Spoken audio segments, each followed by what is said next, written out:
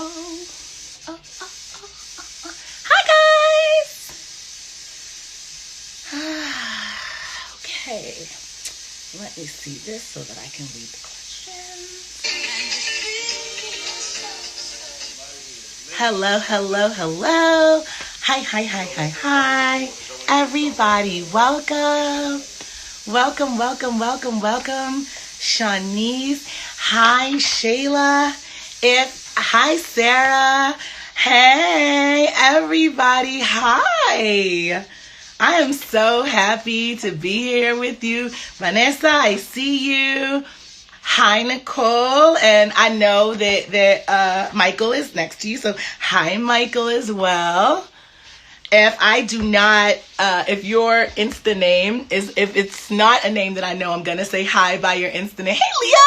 I'm going to say it, I'm going to say your Insta name, but feel free to drop me what your name is so that I can say hi by your name. Larissa, do me a request, send me a request so that I can bring you in. You should be able to just say request to join me or something like that so that I can add you in. Hi guys, I'm so thrilled to see Titus. What up? I am thrilled and more thrilled to see y'all. And we have our co-host joining us. Hi, Sharika. She will be joining us any second now. Oh, I dropped my phone. Oh, shucks. Hey, girl, hey.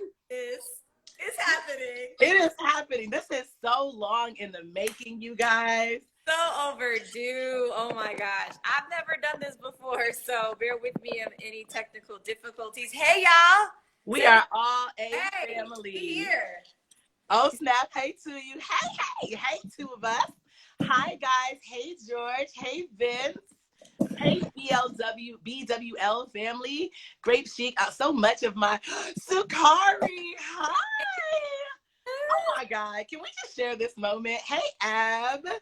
That means that's Eb, Chris, Sydney, Malcolm.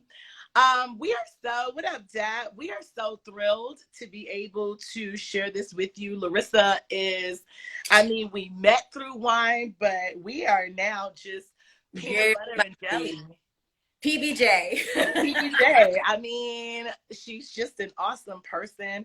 I'm going to do a brief intro of her so I don't embarrass her because I know she's going to get embarrassed. She's going to start blushing real quick if I start going on.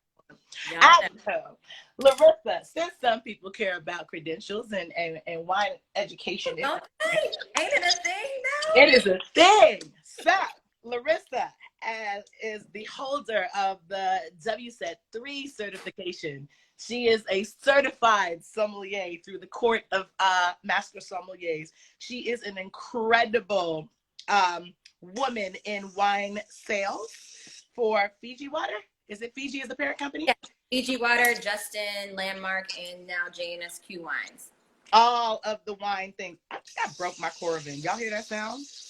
Don't mind my Rona nails, y'all. We not on that tonight. Listen. Hey, John. Oh my God. Times come for different. We're not disrespecting anybody. Scrolling, and if you notice, just keep it cute. Look, we all struggling right now. We all trying to figure it out. It is Alex Haley under these roots. I am blonde broccoli. And that's what we got to go with. Listen. Is it the needle, John? I'm like, you know what? I'm going to open this bottle. I'll drink it. I'm home. But I think that might be it. So I want to talk a little bit really quickly. There are a lot of you joining us today, and we are so happy to have you.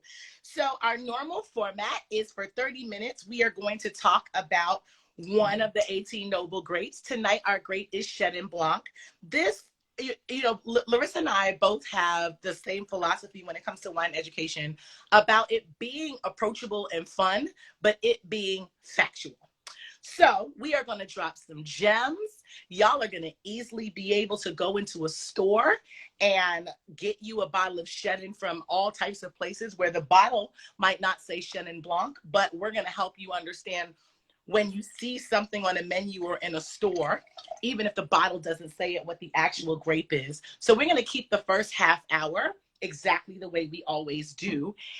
And then we don't got to go to work tomorrow. I do, but it's right over there. So, for now.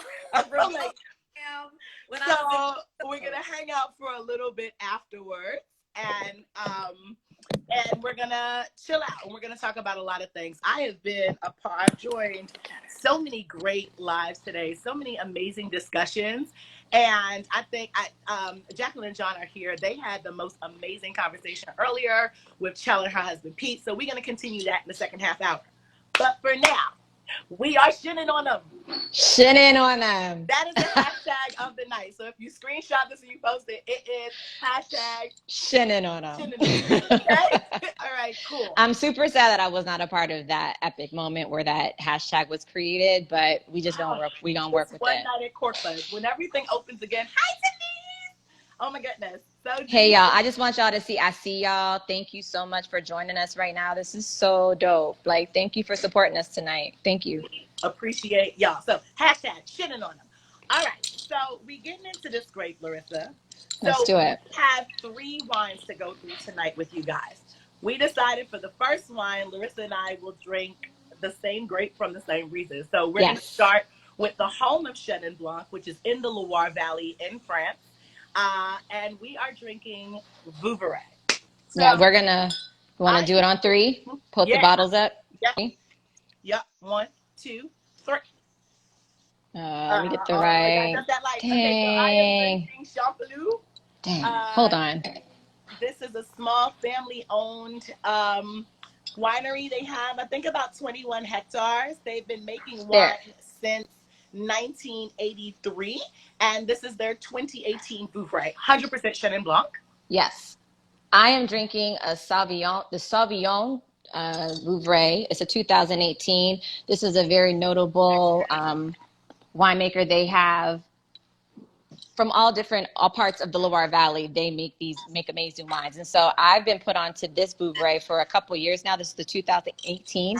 Shout out to my girl, Sarah, who really came through in the clutch because I hit her up like 2-3 days ago. Sarah at 3 Parks Wine in Atlanta, Georgia. Like, sis, I need a new world and an old world Chenin. You got me, she got me. So the great thing about this wine is that when we talk about wine is our passport, my lighting's banged up. We'll put it in the comments. Definitely. When I say wine is my passport, that's what I mean. Like, this wine is literally like $13, $14. So you went to France for $13, $14. Yep. And we're going to go there for a minute. I see that Nicole, I saw your comment that she has actually met Madame Cecile. This is my favorite Vouvray to drink. I think it's such a good aperitif, and it's also a great dessert wine. We will absolutely post the wines when we're done. First of all, can y'all applaud that I'm not ashamed to show my nails now because I did them? Rona nails. I act of solidarity, sis. I'm right here with you. I'm here with you. But yes, it's rough out here, y'all. Got on a plane without the risk of corona, and now here we are in the Loire Valley in France. So we both have 2 other wines. So we're going to get through this. Corona. Yes. So we're going to start in Vouvray. Larissa is going to take us to South Africa. And then I am going to take you right here to California. So let's get into these wines. So Larissa, tell us a little bit about what classic Chenin usually is. Well, this is a super versatile grape, and that's why this is what I would definitely reference as a transition grape. Like, if you tend to like a sweeter style wine, this is a wine that you can try something new. We're of the mindset where is there any feedback on your side? You good? Okay, perfect. We're of the mindset, we don't judge anybody. Listen, you like it, I love it, I might not drink it, but my job is to help you expand your palate, right? So again, wine is my passport. You can go to France, not worry about catching the Rona for literally $15, if that, and get an authentic expression of the region and the culture. So this style of Vouvray, which Sauvignon makes, is off dry. So when we say off dry, that means that there is some leftover sugar from the fermentation process. So if you tend to have a sweeter palate where you like sweeter wines, and that's okay, there's nothing wrong with that. It's quite all right. We all start our wine journey somewhere. The more you drink, the more you develop your palate and you grow. And again, you can stay with sweet wines all the day long. All good, but there are other options out there to get you out of what you might currently be drinking. So this Vouvray fits the bill. Now, you want to talk about the nose and everything? So one thing I want to touch on, because funny enough, Eb was looking for this wine today because If you are an OG of this live on Sunday nights, you remember when we had our friend Chef Thomas make us a cheesecake with a berry compote on top. Perfect. Right? So we paired this. So I sent this picture to my sister and said, oh, get this one. So Yeah. she asked everywhere for, I need a Champloo Vouvray, right? But I The did not acidity. explain to her that Vouvray was a place, not a grape, not a producer. Ah. So this is why when we have these types of lives, it's about just knowing that difference helps Mm-hmm. you a million, right? You should be Yeah. able to go in and say, hey, I'm looking for Chenin Blanc. What do you have? And a good Mm-hmm. wine shop will say, well, we have it from the Loire Valley. We have it from South Africa. We have it from the United States. But even if you don't, what's that word? Vouvray? Okay, what's that? Somebody should be comfortable telling you that, and you should Yeah. be asking. So, just this is one of those places in France where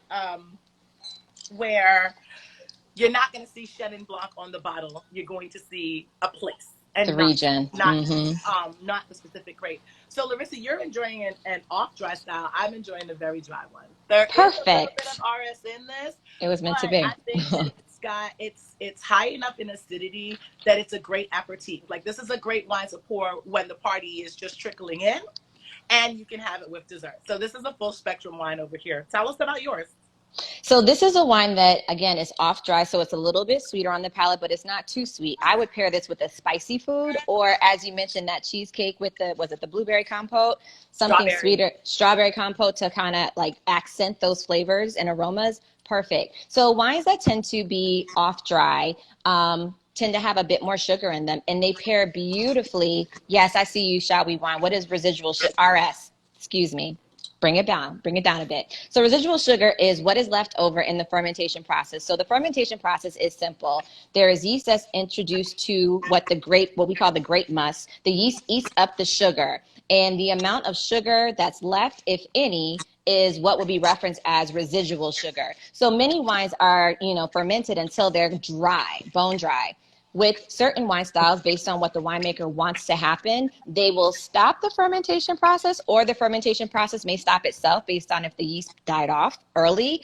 And that leaves what we call RS, residual sugar. So because Chenin Blanc is such a versatile grape, it can be made in multiple ways. It can be dry, off dry. It can be dessert wine sweet. It can be sparkling. I know we have some people in here that are drinking some Julia's sparkling. drinking a Come sparkling on. one. Yeah. And Shout out what you're drinking. yes, please, guys, tell us what you're drinking. Get in here.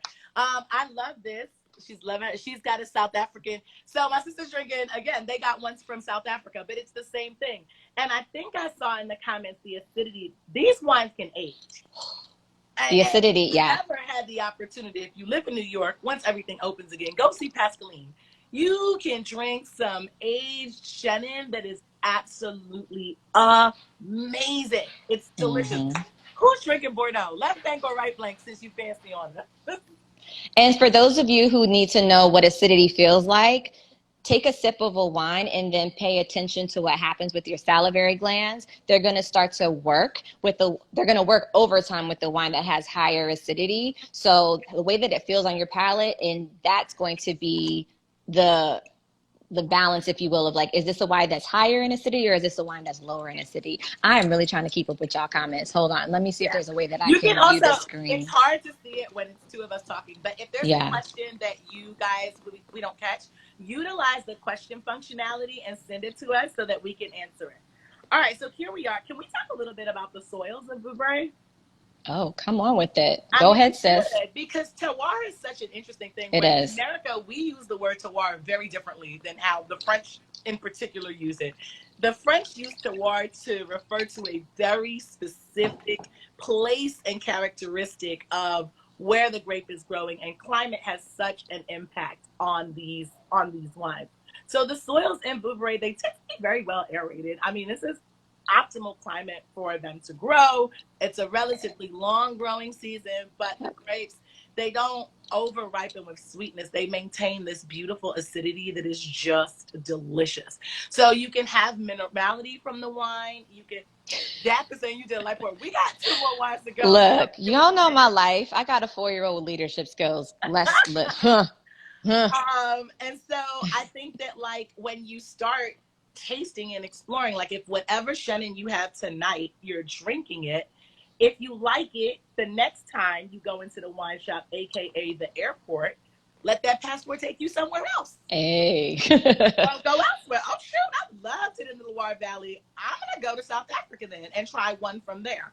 So I think like we touched on food pairings, we touched on a little on terroir, a little bit on the sweetness levels. I like Chenin as a dessert wine. I think that little bit of botrytis, ding ding ding. If we have one of those Boom. to flash a word, botrytis is this fungus really, and it develops. Don't be weirded out by that. It's No, a good no, fungus. it's not. You eat mushrooms. You're not weirded Right. out by fungus. It's fine. But it develops this thing called Noble Grape, and it gives the wine like this incredible sweetness. So it's crazy to me. Like here we have one grape. You can go through an entire meal with one grape. You can start with a drier style. If you're having a spicy noodle dish or look at the community just coming in with the actual definitions of these words. You guys are the best. Fungus among us. You walked in, right? You got a glass of dry or sparkling Chenin. You sat down. Which is typically made in the traditional method, the same way that champagne is made. So if you aren't looking for a value bubble, go over to the Loire. A little bit. Go hang over there for a little bit. Loire. You can just drink all Loire Valley wine. Drink it all. Yeah. And so you do that. You have your spicy noodle dish. You pair that over, right? You go with something that's a little more off dry. And then for dessert, you've got this Noble Grape developed, sweet, delicious palate coating dessert wine. You can literally go through your whole meal with this. So we were cracking up earlier because I was talking to my sister and I'm like, so, I'm back in my books, right? So I'm trying to figure out the proper terms for the dessert wines that come from the Loire Valley that are actually, yes, it is not champagne, it is not Julia. Champagne. We know the sparkling wines that come out of the Loire Valley, they are not champagne. Champagne is only champagne. However, there is very cost-effective opportunities to go there. So I need French wine tutor. If you're in the building, go ahead and say something, sis. So I was trying to pull up my high school French lessons. So I don't see these wines here in Atlanta, to be honest, but in New York, the market that you're in, I'm sure that you see them. So the region is Carte de Champs. Cool. So that's, I'm just going to send it to Kate. Yeah. So it's spelled Quartesdees.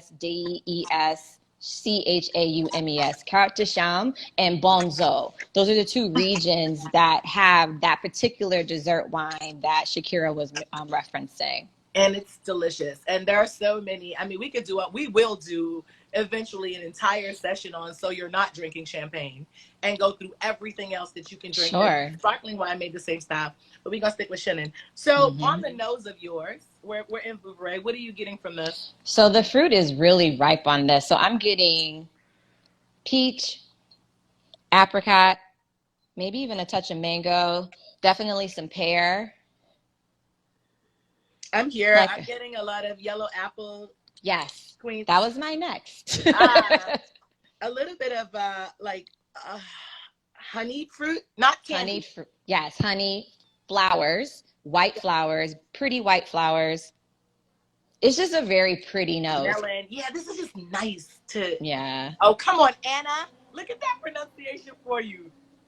Quartz? Is it quartz? Is it quartz? Okay. This is I'm thinking of Cascade, which is a French term, so it's a QU start, so it sounds like K. But if it's quartz, I'm gonna go on and take it. Thank you, sis. That's why we're here to uplift and elevate each other. This is what we do here. This is about not making this intimidating. No. Mess stuff easy up. breezy. And not study it. I mean, we do study it, but we don't speak French. I don't speak French. I tried. I did a little. Saw me last week trying to get through all them 10 crews of Beaujolais. I tried the best. We started with Loire Valley Poetic Confusion, but welcome. So that's what you'll get from Loire Valley wines. You get the acidity is beautiful. The acidity. So acidity hack that I have, if you're trying to check the acidity of a wine, is to take a sip. So let's do it together. You know what I'm about to say, Shakira? To take the sip. Yes. Okay. So we're going to do it on 3. 1, 2, 3. Watch us.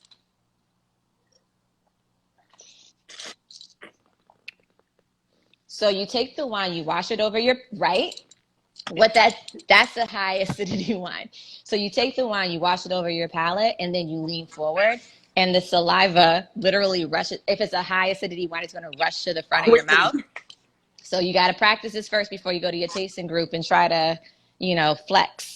Don't do this Because on a date. Nobody. I've been embarrassed. I've done it myself. Nobody So do it on a date. don't do it. All right. You're gonna look like you just had dental work done, John. You're gonna look like you just have done Mish, and that your mouth's still numb. Don't do it to yourself. But that's a good way to test acidity. Also, if Yeah. you just are trying to figure out whether you like acid or not, think about lemonade versus iced tea. Boom. Right? If you like lemonade more, you like that pucker feeling, you are probably going to lean towards the higher acid wines. If that's not your thing, if you more like that grippiness of overbrewed tea, like shit, I left the tea bag in there too long, damn it. But if you like that very, very strong tea, that's tannin, and that's what you feel. So you can kind of use those two things to gauge what you Your want. point of reference. Yeah. I think that since everybody's been home and they've kind of been recapping some and Uncorked, because I know y'all watch that. Yes, I see cows. Yes, apple is almost always a primary fruit flavor in the Loire, ranging from tart green fruit to baked apple pie. Facts, Yes. sis. Thank you.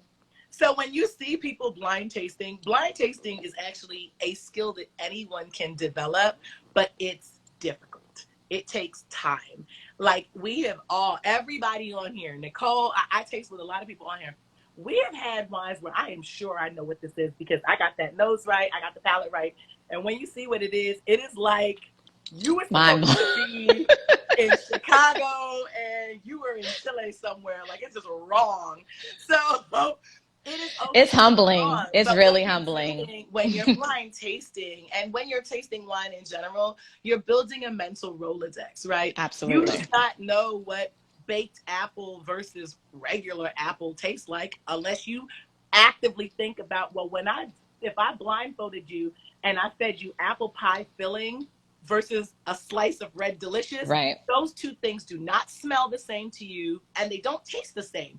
But when you get into wine and you start studying and want to do all of that, you actually train your brain to do that. So I'm John Burgundy said, I bought lanolin oil specifically to figure out what it smelled like for Chenin. So good point. I actually bought gooseberry juice off of Amazon so that I could figure it out for what that call was for Sauvignon Blanc. So yes, you will be in the farmers markets. You will be in the market picking up random fruits, random herbs.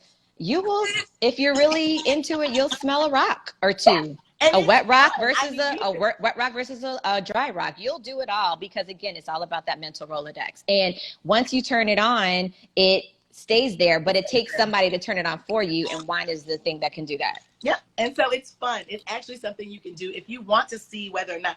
First of all, I'm going to throw some stuff in there based on our earlier conversation. One, science proves women are better tasters than men.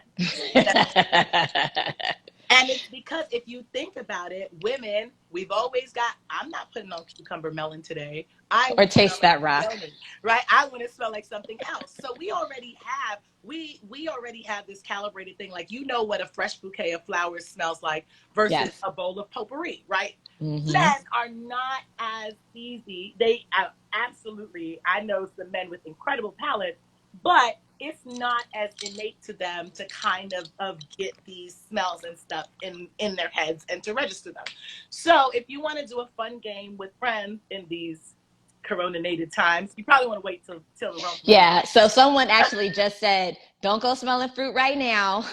We in a different time. Make sure you wash that joint off real good." This is not the time to home. This is a different Lord, y'all. This is not a Liam Neeson moment. Like these. Can we talk about that after we get through this? Absolutely. Like these are some different times. But afterwards, a good party game, if you want to see how show yourself how good you actually are at things. Blindfold some friends together, cut up some fruit, cut up a banana, cut up an orange, cut up a lemon, cut up a red apple, a green apple, and blindfold yourselves and see how many of the things you can pick up based on smell. And if you can't start picking them up, if you can pick them up as the object, if you can differentiate a lemon from a grapefruit by smelling it, the two fruit, you probably have a good chance of doing it in wine. All right, let's And move on. fruit condition is a big part of it too. Oh yeah. Ripe versus unripe, tart. So that's all part of it too. Think about the best way to think about it is think about a banana. When you first get it, that green banana, what that might smell like versus a ripe, overripe banana that's completely brown, ready for some banana bread. So that's a part of the wine component as well, as far as the aroma, the flavors and the aromas and the tasting. Like the fruit condition is a big part of it because the fruit condition can actually help you denote where that wine might be from. Yep. All right, we are 5 minutes from the half-hour point. So we're having a good Dang! time. Time flies when you're having Time fun. flies when we're having fun. So get into this second one. Oh, Okay. this is different. Isn't So this fun? I want to point out that both of my wines tonight are both screw cap wines Uh, or stills enclosure, oh, if you Dad, want to I have sound blinders. fancy. Wait, So Daph in the listen, comment just talked about blinders. This is actually a really, nice. really fun game to play. John, you were 100% right. That's what was wrong. The needle was not tight. So yeah, Oh, okay. because I was about to throw this whole thing away like screw this. Okay, go ahead. So we're going to the new. So we started in the old world. So old world wines would be wines that come from areas, to name a few, not all, like France, Italy, Spain, to name a few. That's it. Okay. Old world wines. Now, new world wines are going to be wines that come from places, to name a few, not all, would be like South Africa, America, South America. Well, North America, South America. North America consists of Canada as well as the United States. Then you have South America. Then you have Argentina. So now we're going. Another place that Chenin Blanc does really, really well in is South Africa. And I can't see if y'all can see this. So I went on one of my hacks when it comes to if I don't know how to properly pronounce a name is I try to Google it to see if I can find it. So Rivek. Okay. This was said with a South African accent, which I do not have. Rivik Cellars. So I got this again from my girl Sarah, 3 Parks in Atlanta. My girl literally hooked me up. This was like $12, $13, if that, right? So now I'm in South Africa getting the authentic expression of this region and culture for under $15. So the other name for Chenin Blanc in South Africa is called Steen, Steen.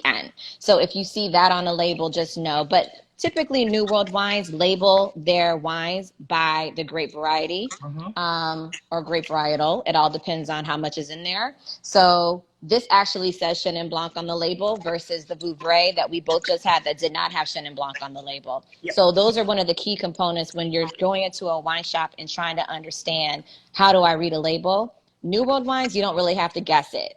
It's on the label. Don't try to read French labels. What isn't there another name for? Oh, there's a lot of wine nerds in here. There's another name for Chenin in the Loire Valley too. Thanks for the spelling. Pinot de la Loire. Yeah, there you go. Pineau, right? Yes. Good job, I have a bottle of Chenin. This is one of my favorite value wines. This is Man. And nice. Okay. Man is $8 or $10. It's really good. Talk about value. It's really good. And there's another one, since my wine is going to be from the U.S. next. This is a higher end one, but Pine makes a wonderful Chenin and Viognier blend, and I think that's like $10 too. But my second wine is actually from one of my favorite Napa wineries. I mean, if you're gonna bring it out, bring it out. I mean, we're gonna drink, right? This shitty wine meme says, I need a man. Okay.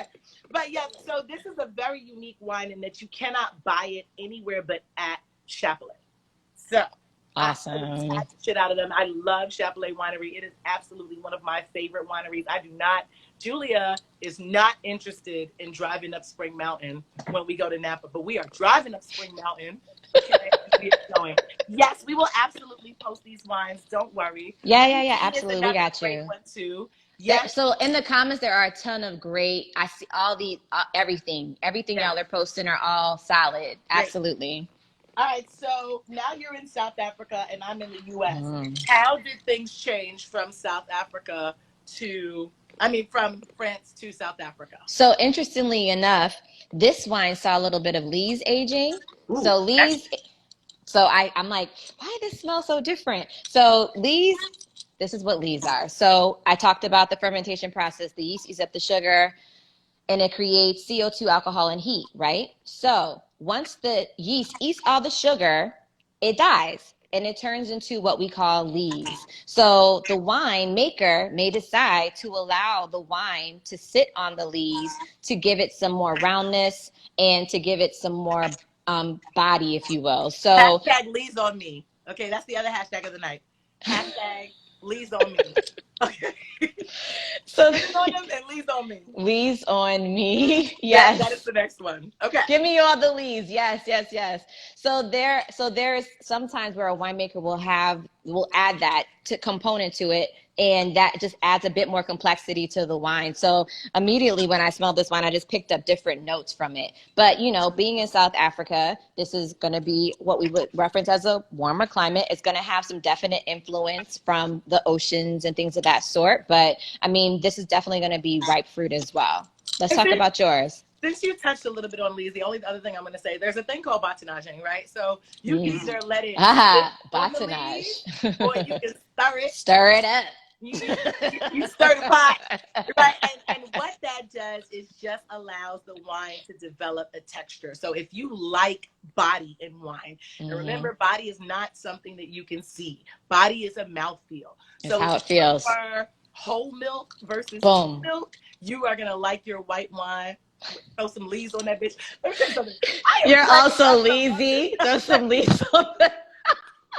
Yo, y'all are lit. I am having a good time. So you can leaves on me or throw some leaves on that bitch. Yes. Whichever hashtag you. But so mine, the condition, I'm glad that you touched on condition of fruit, because here in California where we've left Vouvray is much warmer, and Chapelet literally has, I think it's 4 rows of Chenin Blanc completely. Like that's it. That's all they have on their property. But the condition of this fruit is much more ripe. This is some sun-baked California sun, but above the fog line in the valley. Like, this is delicious wine. It is so beautiful on the nose. So it's the same fruit where it's apple, it's pear, but these are overripe. Like, these are the ones like you kind of looking at your fruit in the house like, oh man, I bought that on Sunday. It's Thursday to eat this. That's the difference in the fruit here. Agreed. 4.25. Yeah, it's a very, very, very small amount of Chenin that they grow there. But that is actually the original grape that was there when that family bought that property. Can you guys tell that I love Chapelet? Okay. Y'all comments are off the chain. Oh, hey. I'm telling you, I love hanging out with this crew. Y'all are dope. So again, the thing with acidity here is it's hard to talk because it's working. But I will say, like, the fruit condition is still ripe. But I just feel like for the two differences, like for the Vouvray, like it was just like, I mean, that pear, apple, peach was like right in my nose. Like I actually picked up the Lee's engagement here first than anything else. But I'm getting the apple for sure, the pear. But I'm not getting as much as the orchard fruit, what we call stone fruit. So if you want to sound fancy, this happened to me once. So I was out with someone who has been in the industry for a while, working the market, and I was talking about one of our wines. I'm like, yeah, I pick up some peach and some other things that I picked up. And then he went on to say, oh, yeah, I get nice stone fruit. I'm like, well, okay, let me Google that real quick, because at the time I didn't know what stone fruit was. So I'm Googling. I'm like, it said peach, apricot, plum. So anything, essentially stone fruit is a fruit that has like a pit in it. Right. And I'm like, I said the same thing, but I'm going to let you have it. People, right? Like, yes. So as you develop your nose and your palate, you really do start to be able to go, this is red fruit, right? Strawberries, raspberries, cherries. This is blue fruit, right? Plums. Plums, blueberries, what's the other berry? Boysenberry, those things. Then you got black fruit, plum, prune, or I don't know, strawberries. That's the only one I can identify. It's fine. Mine actually, this is, I get more leaves on the mouth, on the palate than on the nose here, because this has a nice silky, oily texture almost. Like, oh, this is good. I'm really glad I poured in this. Otherwise, that bottle would be like, there would be no more tonight. So do we have any questions? Oh, okay, there are 2 questions. Okay, let me see. Oh, this is so fun. Okay. Shitty wine means what would you guys pair with your Vouvray? Okay, we talked about that. So with this one though, my pairing would be a little bit different. I would actually pair this with a creamy pasta dish. So if you did your, your standard sort of Alfredo or cream-based sauce, I think that this has enough acidity, but is balanced out by that time on the leaves that this would be good with that. So pretty. Um, I would pair my Vouvray with something spicy Thai food. Jerk chicken is actually one of my favorite pairings with this for that. culture. Cool. Somebody says, Red Wine Girl Time says, this is my first time here. How often do you do this? I'm so in love and learning. You're so happy. This is Sunday night at 8:30. Yeah. Somebody else says, what does it mean when you take a sip of the wine and your jaws get really tight? It depends on what tight means to you. So suggestive. I'm like, yeah. So tight could mean pucker, in which case it's acid, mm-hmm. or it could be grippy tannins. So it depends on. That's something we probably have to talk about together or taste your wine together. So tannin is going to dry your mouth. Think about what's happening on your gums for tannin. And then for acidity, think about what's happening with the side of your mouth, your salivary glands. So when you say your jaw's tight, like reference those two other places in your mouth to see like what it might be that you're talking about. Because again, a jaw tightening could be different for everybody because we're all different. You said my jaw wine. I'm dead. So people are asking about us. My daughter is around, and I cannot say your name. Wine for first name wine memes. I cannot say that, but you are lit tonight, and I cannot. But she's like, "Mommy, what's that?" I think so many people end up. I get how intimidation can be a personality thing too. Like I wasn't born with enough of a shame gene, right? So if I don't know something, I'm the first to be like, "Excuse me, that question. I don't know what that is. I didn't know what you said. Please repeat yourself." But I absolutely understand where for other people that is the most anxiety riddled thing ever. Like they are not going to do it. Yeah. And so I want to present like Larissa and I, and this is why we're doing it together, because it is so important for you to recognize that, listen, nobody was born knowing wine. Even people born to wine families, this is a skill set that you develop. It's like ballroom dancing. You could like to dance. You could like to drink wine, but you wouldn't call yourself a ballroom dance enthusiast if you weren't getting technically into it, right?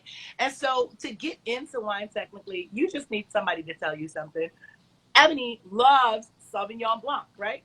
She's seen Sancerre on 50 million bottles and has walked right past it. You know why? Because if someone doesn't tell you that Sancerre is a place and not a grape, then you might be like, I never heard of that, so I'm not drinking that either. Yeah. So what Larissa and I and so many others in the Instagram wine community try in our own ways with our own personalities to do is to help you. Like, yes, some of this stuff is hard. You have to study. No one's lying. It's a lot to know. But it is a super fun hobby, and you can connect with the most amazing people. And what's happened? Y'all are having a good time, right? I need to know that. Yeah, throw us some emojis to show y'all having a good time. I'm having a good time. Happy pour. Like, this is making me so daggone happy. It's not even fun. So if there are any questions, oh wait, let me make sure there's no more questions. This is I'm really trying to keep up with y'all comments. It's a lot, but we appreciate the love for sure. For sure. Somebody said, for those wishing to become more of an expert, what would you recommend? Keep drinking. Boom. Keep drinking, but if you want to start being more intentional in it, then you need to drink intentionally sometimes, right? Then sometimes it needs to be, I'm going to get this bottle of wine and I am actually going to open a book and see what this said. Like, all right, acidity. How am I going to figure out acidity? Okay, it says body. Okay, how? And you have to do that if you want to dive into this deeper, but you don't have to do that to enjoy. Right? Absolutely. And Julia just made a on point comment. No one is an expert. And that's one of the things that I love about wine is that it will humble you. The minute that you start to think you know a little something, you will learn that you don't.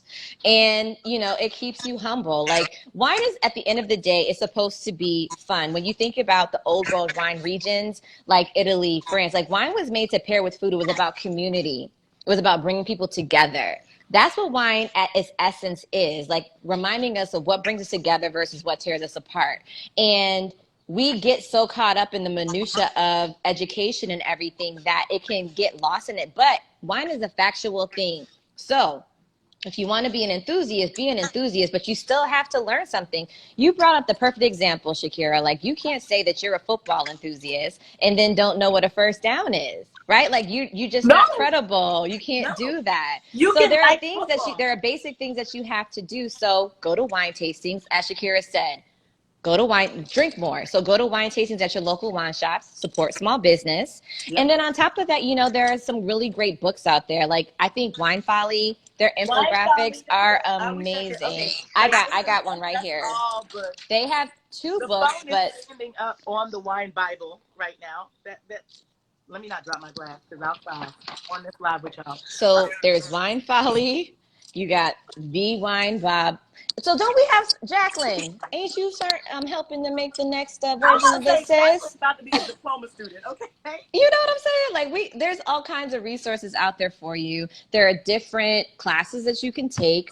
Certified Specialty Wine through the Society of Wine Educators. You can consider the court, where there are 4 levels: intro to sommelier, certified sommelier, advanced sommelier, master sommelier, which the movie Uncorked, So ow, we're gonna get into that. for the culture, About this. For ow. the culture, So, we need to but get then you also have WSET, Wine Spirit Education Trust, and they have level 1, level 2, level 3, and then they have a diploma as well. And then you can actually go on to Master of Wine. So listen, like there are tons of places that you can go to learn more in addition to tasting. And it's just a matter of what fits for you. So that's where Yep. Google with my Make Rona sure nails each comes into time play. go into places. You will never sit in a bar by yourself and go, I don't know what I want to drink. That is music to the bartender or the sommelier's ear. Like that's all they want to hear. Oh, you don't know what you want to drink. Mm-hmm. Oh, honey, I have things, all of the things to pour for you. But like it's just really important, and I think especially we were in a conversation, and now we can pivot. Watch this pivot. You ready? Okay. We were in a conversation earlier today where we were talking about implicit bias and how all of us on very different levels experience bias, right? So Jacqueline and her husband are both enthusiasts. Jacqueline's husband began in wine first, but she has studied more in depth. Yet every time if they sit down at a table, it happens to me every time. The first person they will hand the wine list to is the man at the table, right? Mm-hmm. All the But time. what I loved about John and Pete, who was on with us, was that they make it a point to go, no, no, no, reject.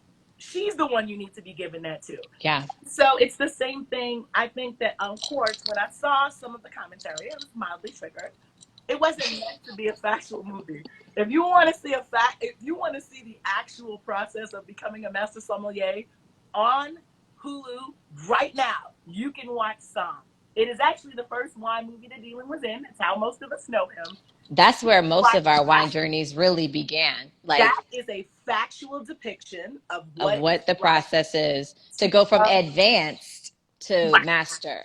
So no, it's not factually correct. But you know what? It's also not factually correct that the janitor at Harvard suddenly solved some quantum physics problem that nobody in the department can find. Nobody is fact checking a movie like that. So don't fact check this one. This movie is a great movie about pursuing passion, about family, about drive, about so many things.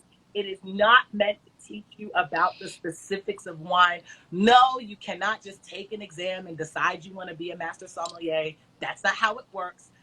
But you wasn't trying to be a master sommelier anyway. So that doesn't really matter to you, right? Okay. That's why there aren't that many.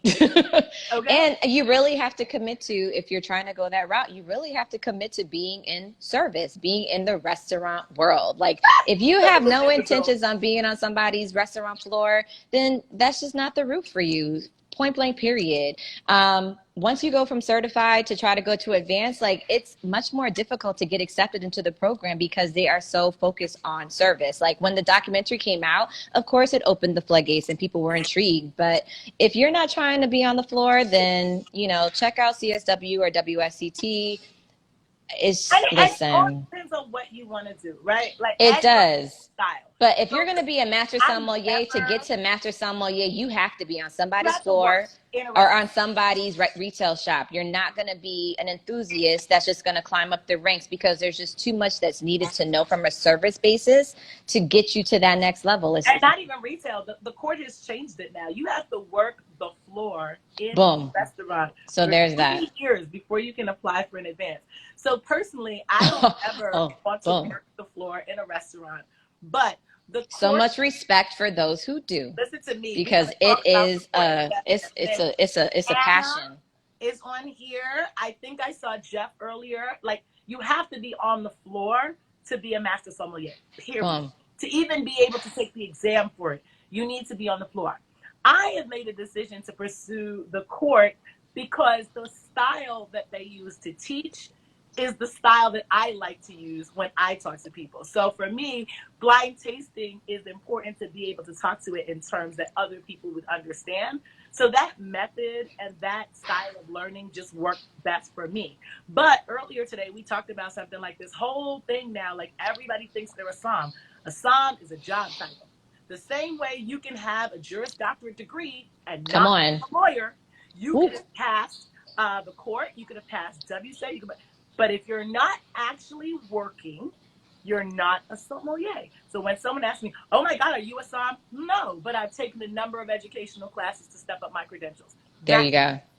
And And you have, and on the other side of that, you have very highly respected, notable sommeliers who are actively working the floor, who have not done a certification because they did the time. They put the time in, they put the energy in, they put the work in, and they are sommeliers without a credential from any establishment, right? So it goes both ways. What it really comes down to when it comes to wine and wine knowledge is putting in the work. That's really what it comes down to. Do you have the time? Do you have the energy? Did you do all those things that made you, credible? Yeah. Don't be out here giving out false information, misleading information. You're not helping anyone. You're not helping the culture. Just do the work. And you in somebody's can. group chat getting screenshotted. I'm not going to lie. You are. So don't do it. Because you are in somebody's group chat like, what the fuck?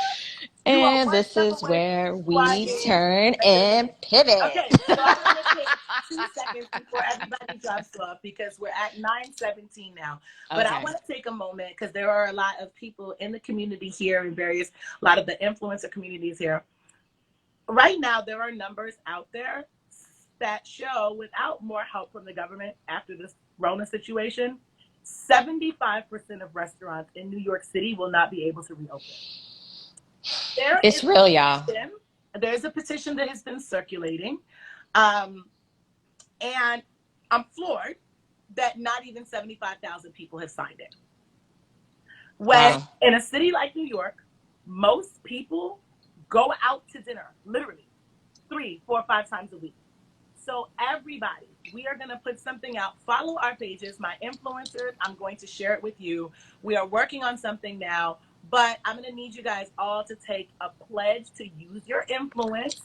And we're going to share when we have this documentation out, we are going to share it. We are going to encourage people to sign. It takes you nothing to sign a petition, for God's sakes. If you can comment on Instagram, you can sign. You got time. It's your name and your email address. But so many of us being educators, influencers, professionals, if 75% of the restaurants in New York closes, I ain't got no content for you. Why are we here? Why are you an influencer if you can't influence change, right? Like, it's like that's pointless, right? Like the game has changed. The game is different now. When we get out of this, we will get out of this, but when we get out of this, we're walking into a completely different world. Yep. So, you got restaurants, 75% of restaurants that may not open again. Do you even know the trickle down effect of that? Your neighborhood is going to look real different when there's nothing in the neighborhood. You can't cook. Good luck. Ain't You know what nothing. I mean? You're Like, gonna scroll but one and even be through all your Uber Eats thing. It's gonna be one little swipe, and that's gonna be all. You will eat pizza and Chinese food, and that's it. but Which this I is love. But the chain on this is crazy. Like you have distributors, you have all these like distributors will close up. There are small distributors that may not make it through this. Like there are so that give you special boutique wines that you could never get otherwise. Like the trickle down effect to everything that's happening to us right now is crazy. This industry is really about to go through it. We just got on the what we thought was kind of the other side of tariffs, yep, and now here we are dealing with, people literally don't have a livelihood. And let me throw this out here too. If you on here and you go into restaurants and eat, and when we open back up, you better make sure you tip our people. Don't be rain. out here not tipping Make it people because it's rain. important. It's so important It's to very tip. important, but I just wanted to put that out there while we're together in this space.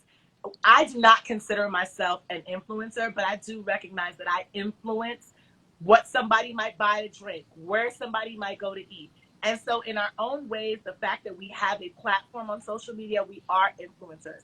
This takes nothing, it is nothing out of you to sign a petition. Imagine tomorrow you got up and just like that, all your income, Your job is gone like it's gone. indefinitely. Like you don't even know when and if that job is coming back, right? Yeah. So And this is your local wine shop that you like going to, that little quaint bar that you don't take your main person to. That's where you take your little suppers. All of them. I am not supporting that. But all of that will go away. And some of the personalities, some of the people you love reading their stories, the pieces that they write, the service that they give. You need to be a good steward of the hospitality that they are giving you. I was talking to Anna earlier. Going out to eat for me, especially in New York, it is therapy. After a long day, to be able to sit down and have a psalm that I know well literally look at me and go, yeah, no, you need some Rome Valley. You're looking very Syrah today. A lot of days, right? Like that's a relationship. So we absolutely cannot now like walk on in a relationship like, oh, you don't got a job no more? Oh, I'm out of here. That can't. no, So I'm calling it's on a everybody, whether you family. have 500, 5,000, or 15,000. When I post this, it's going to be the hashtag Sign. like I pledge to use my influence. You need to sign it and share it and get everybody to do it. Absolutely. Okay? All All right, now right. back to drinking. Aye, aye. Let me see. There's a couple more questions. Let me see. Ladies, the tariffs are still in play. Yes. Yeah, so point of clarification, there was a major tariff play where the wine tax the tax on wine was going to go up 100%, which is for European wines, which is crazy. So there is a tariff that is currently in play where there is a 25% tax put on certain wines, but that 100% tax was literally going to shutter retail accounts. I know of two here in Atlanta that one of my girls said that it was literally like 70% of her business. The other one said it was 30%. Imagine. So then you come on the other side of that to then this, right? So yes, the tariffs are still in play and they are still impacting because of that 25% tariff that happened in October. But that 100% joint, which still isn't And that technically 25%, off the table, it's not off the table. that 25% was only set for 180 days. Well, it's still Right? around.